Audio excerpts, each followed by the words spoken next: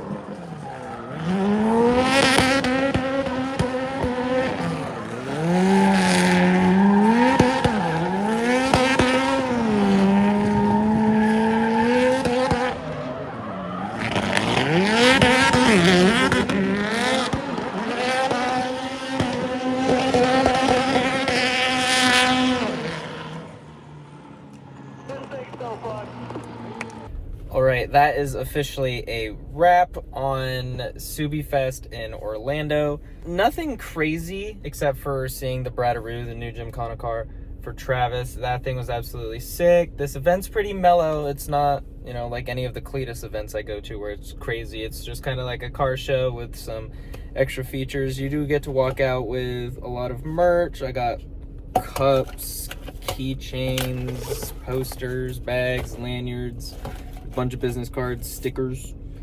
So overall, pretty decent event.